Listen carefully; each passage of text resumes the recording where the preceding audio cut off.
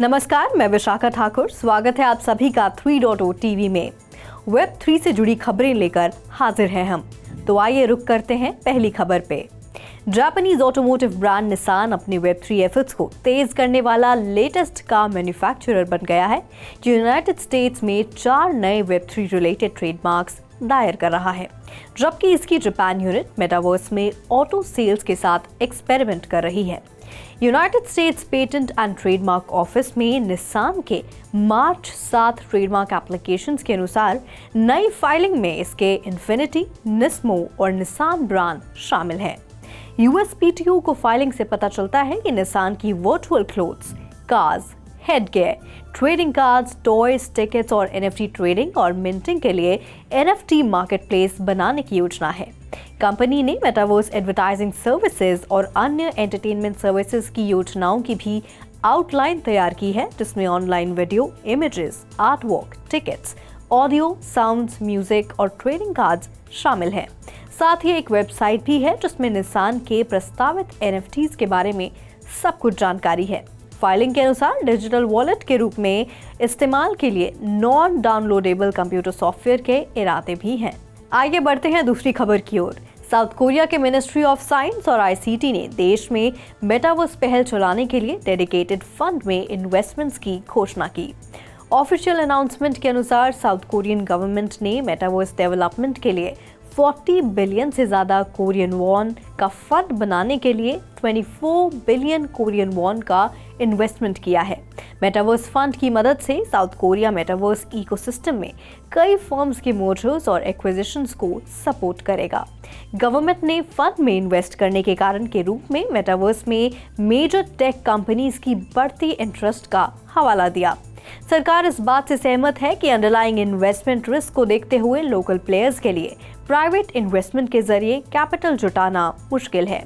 नतीजतन मर्जर्स और एक्विजिशंस के अलावा south Korean domestic metaverse related companies को ग्लोबल प्लेयर्स के साथ कम्पीट करने में मदद करने का इरादा रखता है। ओवर टू यू रोशनी। एक यूएस बेस्ड प्रोजेक्ट ए-लिंक एआई ने हाल ही में आर्टिफिशियल जनरल इंटेलिजेंस सर्विस के लिए ब्लॉकचेन बेस्ड ओपन और डिसेंट्रलाइज्ड मार्केटप्लेस बनाने में अपने लेटेस्ट प्रोग्रेस की घोषणा की।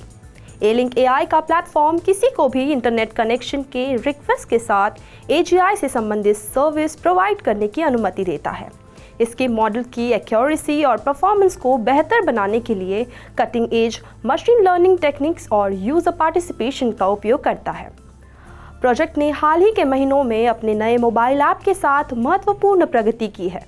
ऐप में यूज़र फ्रेंडली इंटरफेस और ग्राफिक्स है, जो सभी उम्र और बैकग्राउंड्स के यूजर्स को एंगेज करने और आकर्षित करने के लिए डिज़ाइन किए गए हैं। ये सब एप्पल ऐप स्टोर और गूगल प्ले दोनों पर अवेलेबल है। इस समय इसने गूगल प्ले से 10,000 से ज़्यादा इंस्टॉल्स को आकर्षित किया है और यूएस के लिए गूगल प्ले रैंकिंग पर लाइब्रेरी और डेमो कैटेगरी में दूसरे स्थान पर है।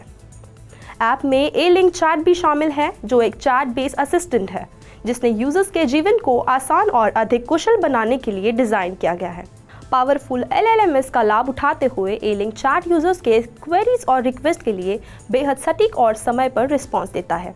इसके अलावा ए-लिंक चैट रिकॉर्ड करता है और अपनी क्षमताओं को लगातार बढ़ाने के लिए यूज़र फीडबैक को एनालाइज करता है और इंडिविजुअल यूजर्स के लिए अपनी सर्विसेज को तैयार करता है, चाहे यूज़र किसी पर्टिकुलर टॉपिक पर सलाह मांगता हो या उसे किसी कार्य में सहायता की आवश्यकता हो या बस बातचीत में शामिल होना चाहता हो। ऐसी ज़रूरतों को पूरा करने के लिए ए-लिंक चैट एक परफेक्ट टूल है। Over to you Sandeep. Bharat के एक शहर लखनऊ के एक दूसरे वर्ष के बीकॉम छात्र ने बिटकॉइन में किए गए इन्वेस्टमेंट में $4,200 खोने के बाद कथित तौर पर खुद को फांसी लगा ली। प्रेस रिलीज के अनुसार छात्र ने एक ऑनलाइन क्रिप्टो इन्वेस्टमेंट कंपनी में इन्वेस्टमेंट किया था। टेलीग्राम में उसने इस इन्वेस्टमेंट कंपनी के बारे में जाना। फर्म ने उच्च रिटर्न का वादा किया था, जिसे गंभीरता से लेकर छात्र ने बिटकॉइन में $4,200 से अधिक को ट्रांसफर किया। हालांकि उसे अपने इन्वेस्टमेंट पर कोई यील्ड नहीं प्राप्त हुआ था। जब उसने अपने पैसे वापस मांगे तो जिस ऑर्गेनाइजेशन के रिप्रेजेंटेटिव से वो संपर्क में था, उसने उसकी कॉल का जवाब देना बंद कर दिया और सभी प्रकार की कम्युनिकेशन भी बंद कर दी।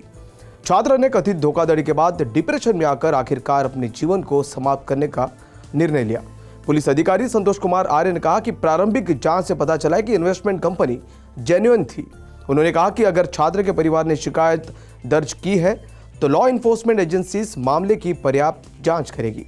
शव को पोस्टमार्टम के लिए भेज दिया गया है। प्रारंभिक जांच के अनुसार पैसे खोने के बाद लड़के ने खुद को फांसी लगा ली थी।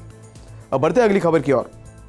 बेल्जियम के डिजिटल मिनिस्टर ने एक विशेष इंटरव्यू में कॉइन डेस्क को बताया कि क्रिप्टो करेंसी को रेगुलेट करने के बाद यूरोपियन पॉलिटिशियंस वेब3 बिजनेस को आकर्षित करने की दौड़ में अगले कदम पर विचार कर रहे हैं और ये एक टेलर मेड ब्लॉकचेन हो सकता है जो प्राइवेसी का रिस्पेक्ट करता है। मैथ्यू मिशेल ने कहा कि यूरोपियन यूनियन के एक हाई रेगुलेटरी नॉर्म्स का पालन करते हुए एक नया यूरोपियन ब्लॉकचेन प्रॉपर्टी के ओनरशिप, ड्राइविंग लाइसेंस या प्रोफेशनल क्वालिफिकेशंस रिकॉर्ड करने का वाहक हो सकता है। स्कैम्स और स्कैंडल्स की एक कड़ी के बाद मिशेल सार्वजनिक सेवाओं और सप्लाई चेन मैनेजमेंट में डिस्ट्रीब्यूटेड टेक्नोलॉजी के प्योरली फाइनेंशियल एप्लीकेशन से दूर जाने के पक्ष में है। यूरोपियन यूनियन ने क्रिप्टो एसेट रेगुलेशन में अपने मार्केट्स के साथ सैंड में पहले से एक रेखा खींची है जो क्रिप्टो करेंसी सर्विस प्रोवाइडर्स के लिए गवर्नेंस और स्टेबिलिटी रूल्स निर्धारित करता है। तो आज के लिए बस इतना ही। ऐसी वेब3 से जुड़ी सभी खबरों को लेकर हम आपसे फिर मिलेंगे। तब तक के लिए मैं संदीप कसालकर आपसे विदा लेता हूं। देखते रहिए 3.o TV।